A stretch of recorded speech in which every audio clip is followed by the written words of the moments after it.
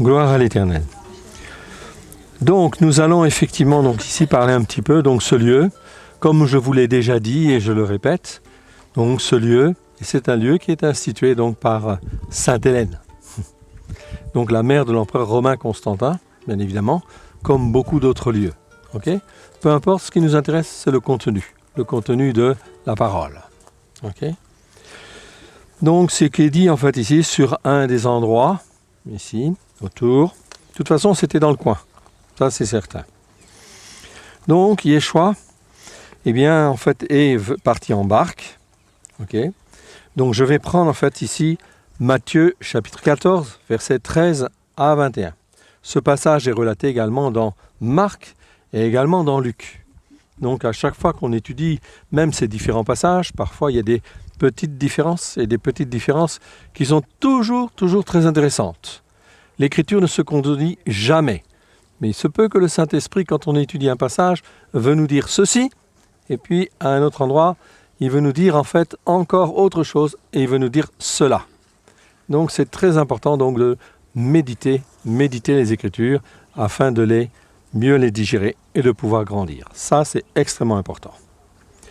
Donc ce passage existe dans les 3 évangiles, et je vais prendre celui de Marc, en fait ici.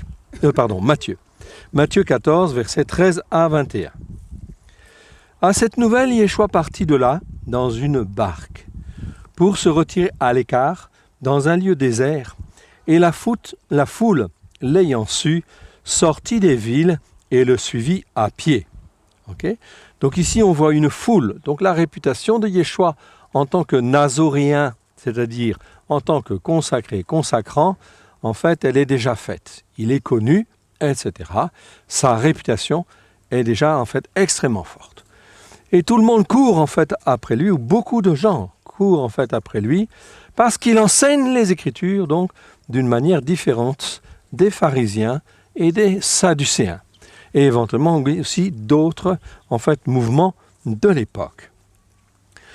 Donc ici, il est bien écrit, je reprends, à cette nouvelle Yeshua partit de là, dans une barque pour se retirer à l'écart, dans un lieu désert, et la foule, l'ayant su, sortit des villes et le suivit à pied. En sortant, il vit une grande foule. Okay. En sortant, il vit une grande foule, il fut ému de compassion pour elle, et il prit soin de ceux qui étaient sans force. Le texte de la seconde, il dit « il guérit ». En fait, le mot ici, le verbe qui est utilisé, je vous en ai déjà parlé, c'est le verbe « thérapeuo » qui existe 44 fois dans 42 versets. Cela veut dire prendre soin. Ça ne veut pas vraiment dire guérir au sens, en fin de compte, spirituel du terme, comme « ioamei ». Ioamei, c'est guérir. Et la foi s'exprime, à ce moment l'onction, elle vient, le Père sonde les cœurs, sonde les reins, l'onction vient, et en fait, la plupart du temps, par la foi, bien évidemment, en fait, ici, la guérison, elle vient. Oui, bien sûr, parce que la foi s'est exprimée. Ici, ce n'est pas le mot ioamei, c'est le mot thérapeuo. Petite nuance, mais une nuance intéressante. Parce que thérapeuo, qu'est-ce que ça veut dire? Ça veut dire prendre soin, s'occuper d'eux, okay? Appliquer une thérapie, si vous voulez. Le mot français qui vient de ce mot, c'est thérapie. Effectivement, quand quelqu'un est malade ou en souffrance, on applique des soins, on applique une thérapie et la guérison va venir. Ok? Alors ici, il y a une foule de gens qui ont besoin et qui sont en fait sans force ou qui sont affaiblis ou qui sont malades. Littéralement, on le dit en fait ici, en fait des gens qui sont en fait sans force, ok? Ou qui sont ou malades aussi, bien sûr. Alors il en prit soin. Donc on peut se demander, je vous répète, ce mot-là existe 44 fois dans 42 versets. Alors quelle est la thérapie de Yeshua? Je vous rappelle que l'évangile de Matthieu ici, que nous lisons, quand est-ce qu'il a été écrit?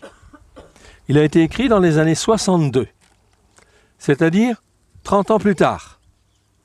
Ok? Cela veut dire qu'Yeshua, comment prend-il soin en fait ici des brebis qui viennent vers lui? Eh bien, il en prend soin en expliquant ce qui est dans la Torah, les prophètes et les psaumes. Oui, bien sûr. Sa thérapie, ce n'est pas autre chose que de ramener les hommes et les femmes à la repentance d'une part et les ramener sur l'écoute et la pratique de la Torah. Amen. C'est très important de bien comprendre ça. Je vous rappelle en fait ici qu'on est en fait ici dans les années 32, 33.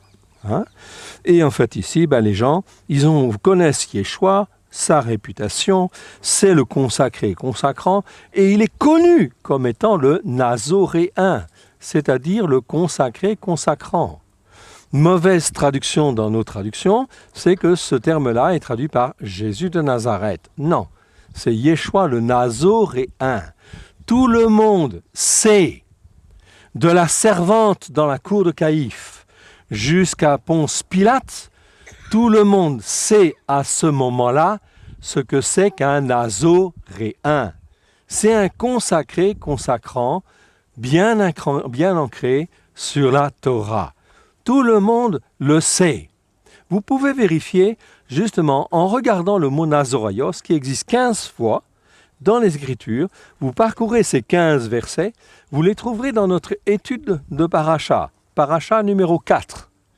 Effectivement, donc là, on voit ces 15 versets et je vois que cela parcourt tout le ministère de Yeshua sur la terre et que justement, c'était cette intégrité par rapport à la Torah, les prophètes et les psaumes, qui faisait que l'onction de Dieu était là et que les hommes et les femmes venaient en foule parce qu'ils en avaient marre aussi d'entendre les pharisiens, les sadducéens qui enseignaient tas de choses en fin de compte mais qui n'étaient pas conformes à l'Écriture. Verset 15. Le soir étant venu, les disciples s'approchèrent et lui dirent « Ce lieu est désert et l'heure est déjà avancée. Renvoie la foule !» afin qu'ils aillent dans les villages pour s'acheter des vivres. Yeshua leur répondit « Ils n'ont pas besoin d'en s'en aller. Donnez-leur vous-même à manger. » Mais ils lui dirent « Nous n'avons ici que 5 pains et 2 poissons. » Et il dit « Apportez-les-moi. » Il fit s'asseoir la foule sur l'herbe. Il prit les 5 pains et les 2 poissons. Et levant les yeux vers le ciel, il rendit grâce. Puis il rompit les pains et les donna aux disciples qui les distribuèrent à la foule.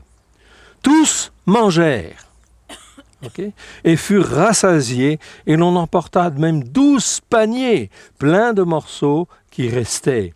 Ceux qui avaient mangé étaient environ 5000 hommes adultes, sans les femmes et les enfants. 5000 hommes, plus les femmes, plus les enfants. Ils étaient donc combien ici? Peut-être 15 000, 20 000 personnes.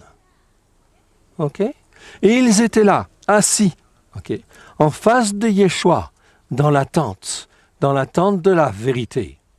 Et effectivement, ils sont là assis. Et dans un autre passage de Marc, notamment de Marc, si ma mémoire est bonne, comment, en fin de compte, se rangent-ils?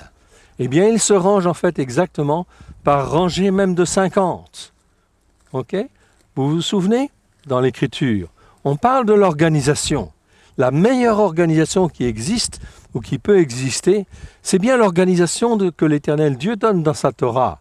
C'est-à-dire, il institue pour gérer en fait son peuple des chefs de 10, des chefs de 50, des chefs de 100 et des chefs de 1000. Il n'y a pas de meilleure organisation. Dès lors qu'il y a 10 brebis ou 10 personnes, on doit mettre un chef. Puis encore 10, en fait, ici, on met un chef de ces 10. Ici, en fait, un chef de ces 10. Ici, un chef de ces 10. Et quand nous avons 5 séries de 10, eh bien, on institue un chef de 50. Et quand il y a 2 groupes comme cela, eh bien, on institue un chef de 100. Et quand, en fait, on a effectivement 10 fois cela, cette organisation-là, on met un chef de 1000. C'est l'organisation de Dieu que Dieu a voulu. Si nous faisons comme cela, cela veut dire quoi? Cela veut dire qu'il n'y a pas un problème dans une brebis, chez une brebis, qui ne peut être résolu. Parce que cela veut dire qu'on va être attentif à telle brebis. Elle a tel problème, ok, le chef de 10 va s'en occuper.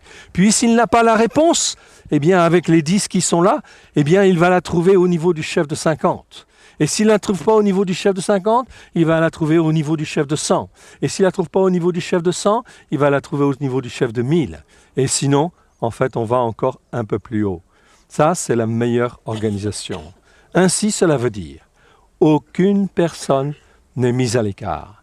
Je vous dis cela, car quand j'ai donné mon cœur et ma vie à Jésus, à Yeshua, c'était en 90. Il y avait tellement le feu là-dedans, ok, que je me disais en fait aussi, Christ, il a tout accompli.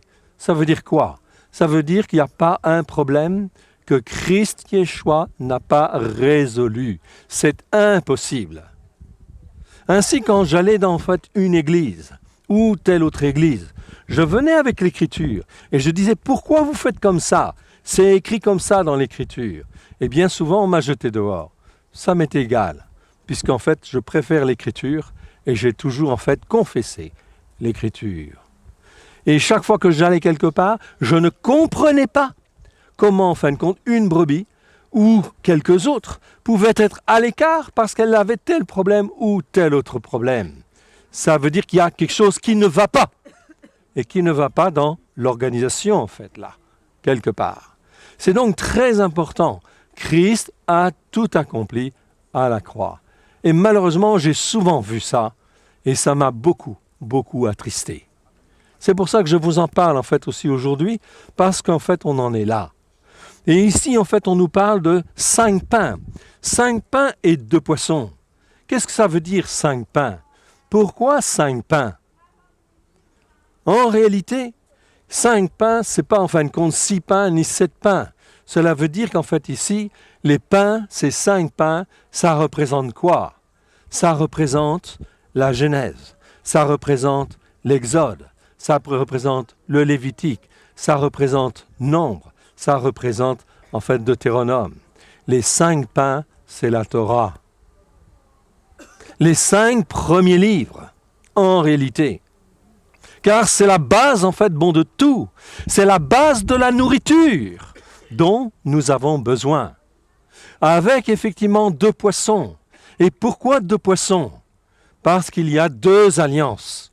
Il y a la première alliance, bien sûr, qui n'est pas à remettre en question, on est bien d'accord. Mais il y a la deuxième alliance, en fait aussi, qui en fait vient s'exprimer au travers de Christ Yeshua, parce que Dieu dit que sa Torah, elle est parfaite, mais maintenant, il n'est plus question que cette Torah soit à l'extérieur des hommes et des femmes. Mais maintenant, par la puissance du Saint-Esprit, au travers de cette seconde alliance, je vais écrire ma Torah dans leur cœur. Ce passage de Jérémie nous dit très clairement, en fait ici, après le verset 33, je crois que c'est le verset 34, eh bien à partir de ce moment-là, personne n'enseignera en fait une autre. Pourquoi? Parce qu'au travers de Christ, la Torah va être écrite par le Saint-Esprit. Ça ne veut pas dire qu'on n'a pas besoin d'enseignement, ne me faites pas dire ce que je n'ai pas dit. Mais le but de Dieu, c'est effectivement d'écrire dans les cœurs afin que les gens, les croyants, aient une bonne nourriture. Amen. Que le Seigneur vous bénisse et vous garde.